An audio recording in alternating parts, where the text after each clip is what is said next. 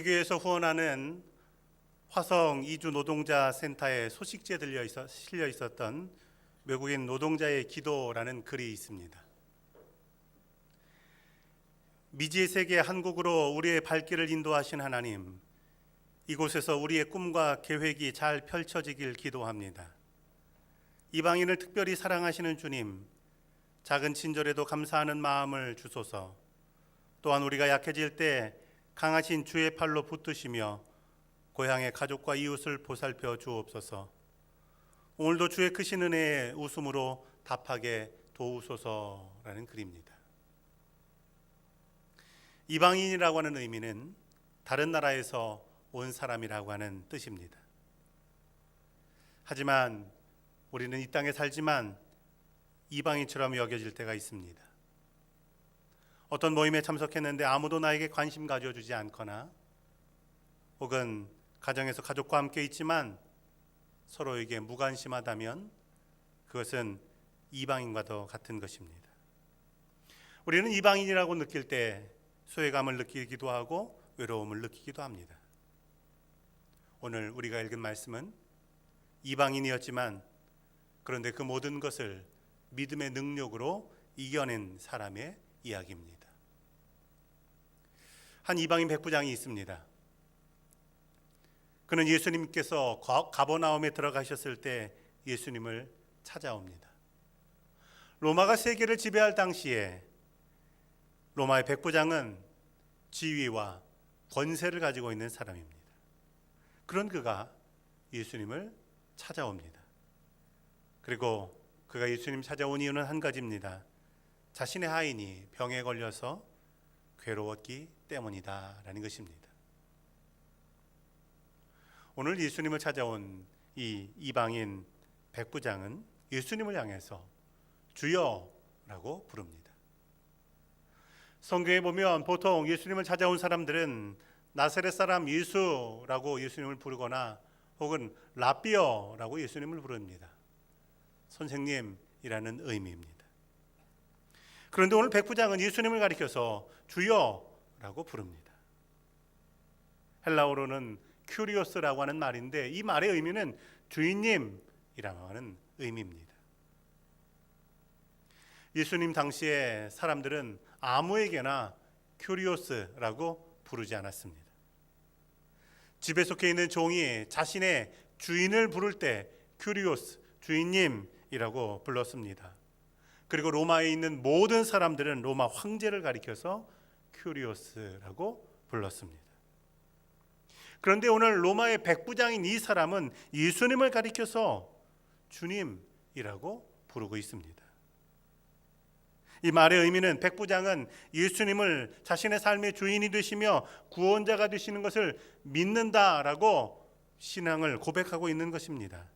그리고 그 사람은 이 믿음 가지고 예수님 앞에 나와서 주여, 내 하인이 중풍병으로 집에 누워 몹시 괴로워하나이다 라고 기도하고 있는 것입니다. 백부장이 자신의 하인의 문제를 가지고 예수님께 나왔을 때 예수님께서는 그 고통으로 끝나지 않게 하시고 그 고통을 기쁨과 구원으로 변화시켜 주십니다. 그리고 오늘 이 백부장의 믿음을 칭찬하십니다. 10절을 보면 예수께서 놀랍게 여겨 따르는 자들에게 이르시되 내가 이스라엘 중 아무에게도 이만한 믿음을 보지 못했다라고 말씀하십니다. 예수님을 놀라게 한 이 백부장의 믿음의 모습은 무엇이겠습니까? 우리가 이 세상을 살아갈 때 주님께서 우리에게 기대하시는 믿음이 있다면 어떤 모습이겠습니까? 오늘 말씀을 중심으로 몇 가지로 함께 은혜를 나누고자 합니다. 첫 번째로는 예수님과 자신의 한계를 초월하는 믿음이라는 것입니다. 예수님과 백부장 사이에는 한계가 있습니다.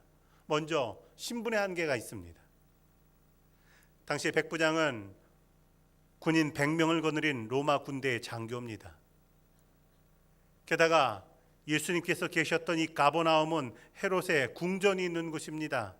그렇다면 이 백부장이라는 사람은 헤롯이 신임하는 사람이었다라는 것입니다.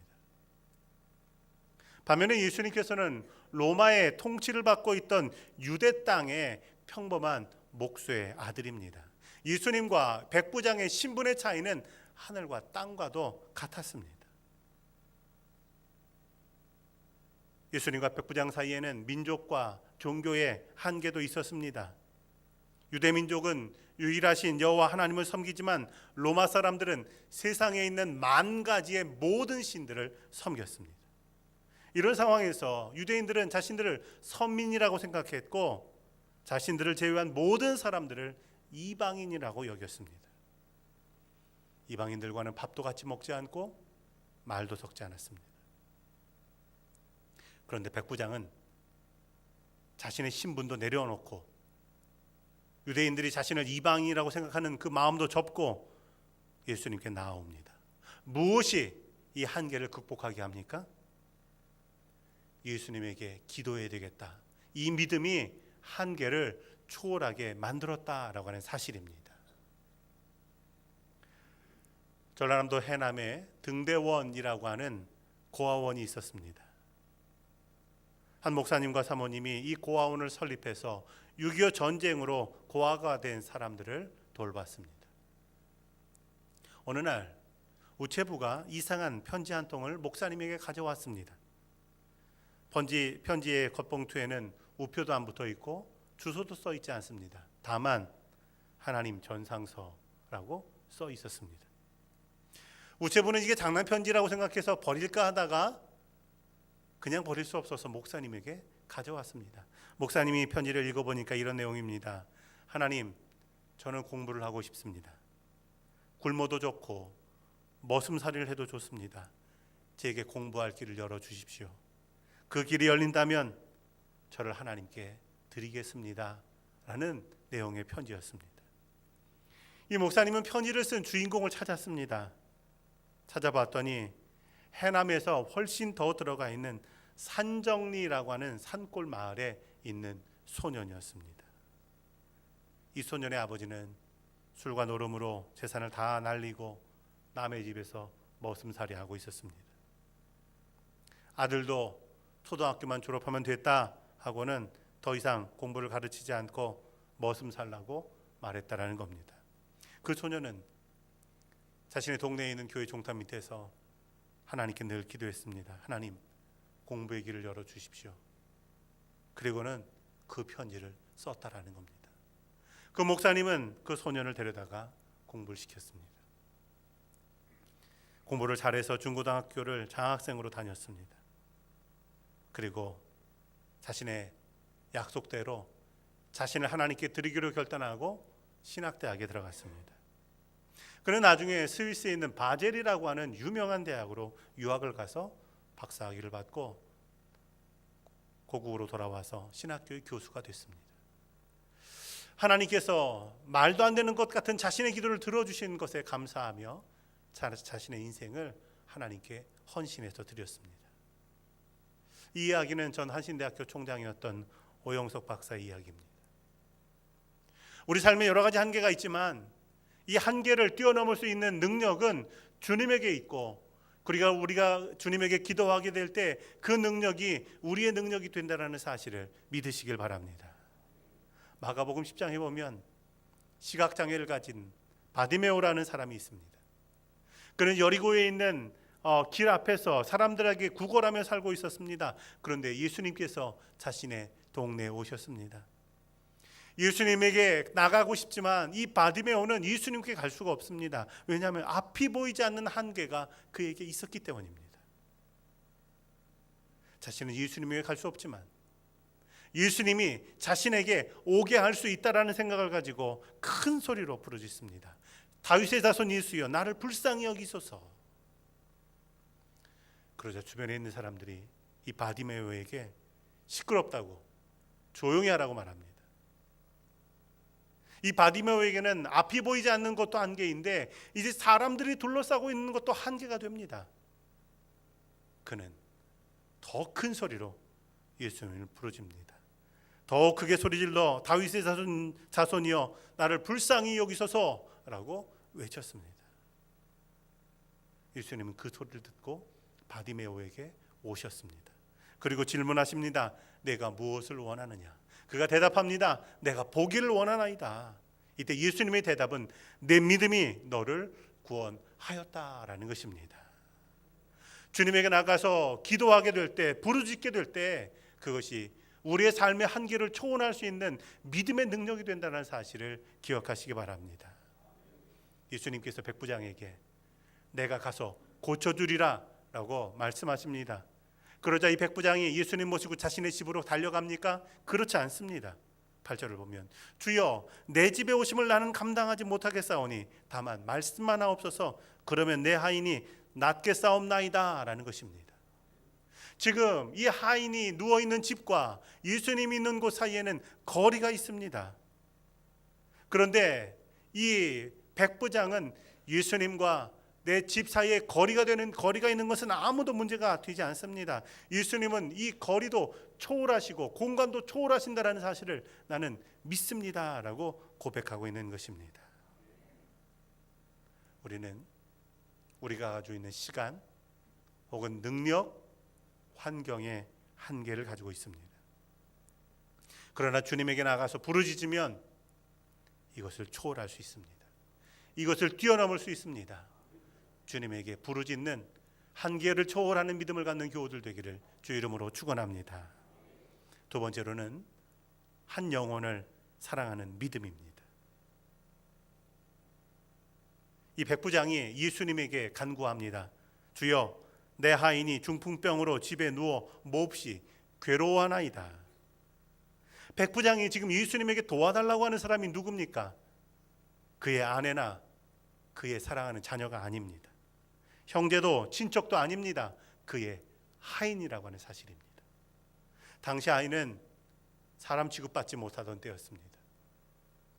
지금 성경에는 하인이라고 번역되어 있지만 옛날 성경에는 종이라고 번역되어 있습니다. 종은 당시 소나 말처럼 시장에서 사고 파는 존재였습니다. 그런 종 하나가 병들어서 고통당하거나 죽는다고 해도 아무도 심각하게 받아들이지 않는 때였습니다. 그런데 백부장은 자신의 하인이 중풍병에 걸려 고통받고 있는 것을 안타깝게 여겼습니다.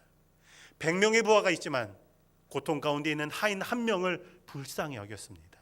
우리는 이것을 가리켜서 한 영혼을 사랑하는 마음이라고 말할 수 있는 것입니다. 지난번 성지순례를 갔다가 저는 십자가 펜던트 하나를 구입했습니다. 그 안에는 양 한 마리를 목에 이렇게 걸고 있는 목자가 새겨져 있습니다. 이 모습은 누가복음 15장에 있는 말씀입니다. 한 목자가 양 100마리를 치고 있는데 어느 날 양 한 마리를 잃어버렸습니다. 그러자 목자는 양 99마리를 들에 두고 그 한 마리를 찾아서 나서게 됩니다. 성경에 보면 이 목자는 양을 찾을 때까지 찾아다녔다라는 것입니다. 목자의 이런 모습을 보면서 어떤 사람은 이런 생각을 할 수 있습니다. 지금 가지고 있는 양 99마리가 중요하지 잃어버린 한 마리의 양은 덜 중요하다는 것입니다. 이런 생각이라면 들에 있는 양 99마리 두고 그리고 한 마리 찾으러 떠나는 것은 어리석은 일이라는 것입니다. 그러나 이 목자는 이런 생각을 뛰어넘어서 한 마리를 찾아 나섰고 결국 그 양을 찾았습니다. 그러자 이 목자는 집에 돌아와서 이웃을 불러서는 잔치를 합니다. 이것을 보면서 어떤 사람은 또 이렇게 말할 수 있습니다. 아니, 양이 100마리나 있는데 그 가운데 잃어버린 양 한 마리 찾았으면 다행이고 또 못 찾았으면 그만이지, 그만한 일로 잔치까지 할 것이 어디 있느냐라는 겁니다. 왜 이런 생각합니까? 한 영혼을 사랑하는 마음이 없기 때문이라는 것입니다. 미국의 한 주일학교 교사가 골목길에서 놀고 있는 아이들을 봤습니다. 예수님을 알지 못하는 그 아이들을 볼 때 사랑하는 마음이 생겼습니다. 그 아이들을 자신의 집으로 데려와서 공부도 가르치고 간식도 만들어주고 그리고 무엇보다 그들에게 복음을 전했습니다. 이 아이들은 이 교사를 통해서 예수님을 영접하고 교회 나가기도 했고 그리고 주일학교에서 믿음이 잘 자랐습니다. 그로부터 30년이 지났을 때 그 교사가 생일을 맞았습니다. 그 교사는 4통의 전보를, 생일 축하 전보를 받았습니다. 첫 번째 전보는 중국 선교사에 가 있는 전보였습니다. 과거 자신이 길에서 전도했던 그 소년들인데 한 명은 중국의 선교사가 된 것입니다. 두 번째 전보는 당시 연방 정부의 은행 총재로부터 받았습니다. 세 번째 전보는 미국 대통령의 비서관에게 받았습니다. 그리고 네 번째 전보는 클라크 후보 미국 대통령에게 받았습니다. 한 영혼을 사랑한 그 사람을 통해서 하나님은 놀라운 일을 이루셨다라는 것을 볼 수가 있습니다. 잃은 양을 찾았던 목자, 목자는 양을 찾고 나서 잔치를 합니다. 아끼고 사랑하는 것을 잃어버렸다가 다시 찾았을 때의 기쁨입니다. 누가복음 15장 7절에서는 예수님은 이것이 죄인이 회개하고 돌아올 때의 기쁨이다 라고 말씀합니다.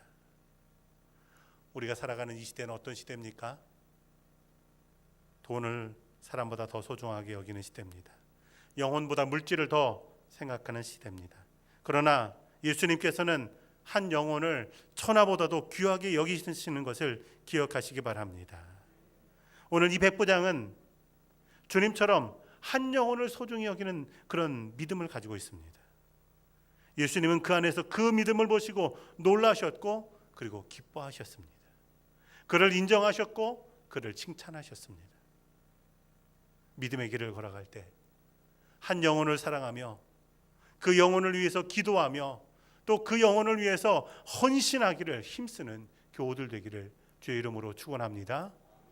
마지막으로는 예수님의 말씀을 온전히 믿는 믿음입니다.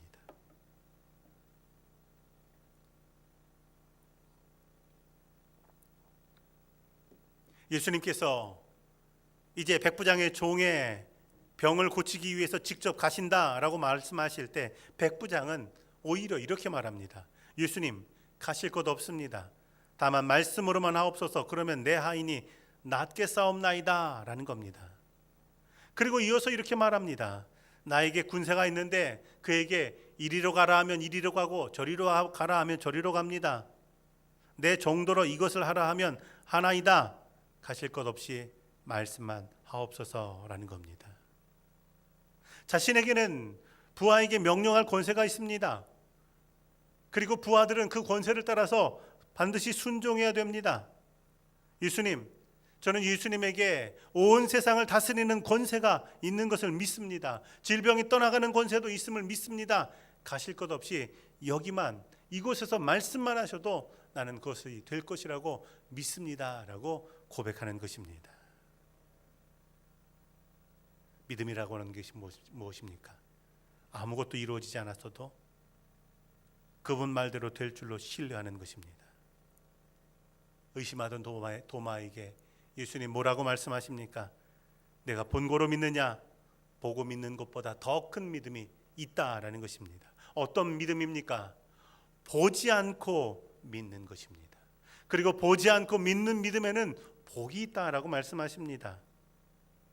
기도할 때 때때로 그것이 이루어질까 의심하지 않습니까?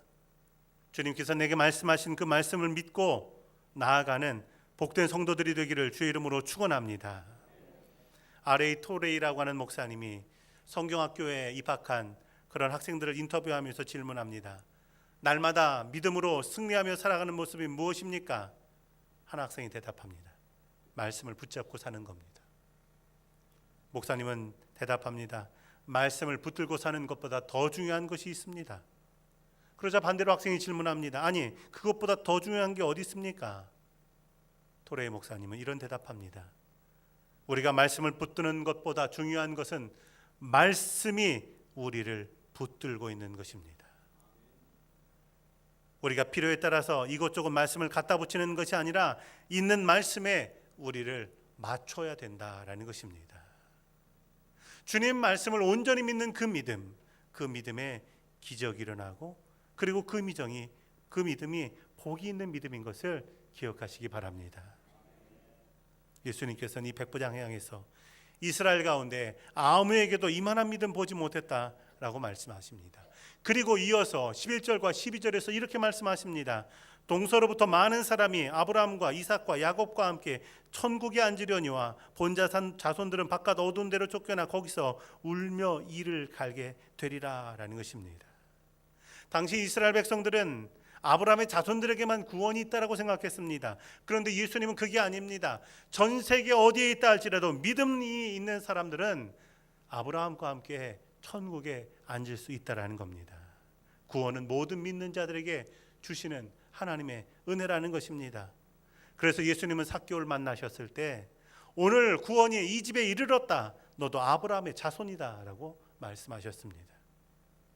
그리고 이방인 백부장을 향해서도 이스라엘 중 이만한 믿음은 본 적이 없다 말씀하시며 가라 내 믿은 대로 될지어다 라고 말씀하셨습니다. 예수님을 믿는 믿음이 있어야 그가 구원에 이를 수 있고 예수님을 믿는 믿음이 있어야 그가 주님의 축복의 잔치에 참여할 수가 있는 것입니다. 오늘 우리가 읽은 말씀에서 병이 나은 사람은 누굽니까? 종입니다. 그는 병이 낫고 치유되는 은혜를 누렸습니다. 그러나 성경은 병들었던 종에 주목하지 않고 예수님에게 나왔던 백부장을 주목합니다. 이 백부장은 주님의 은혜를 경험하고 응답을 경험하며 주님께서 나를 사랑하신다라고 하는 축복을 경험한 사람입니다. 삶에 어떤 한계가 있다 할지라도 주님 앞에 나아가는 것을 주저하지 않으시길 바랍니다. 주님 앞에 나아갈 때 주님께서 나를 붙드시며 나를 인도하시며 나를 축복하시는 것을 체험하는 복된 교우들이 되시기를 주님의 이름으로 축원합니다.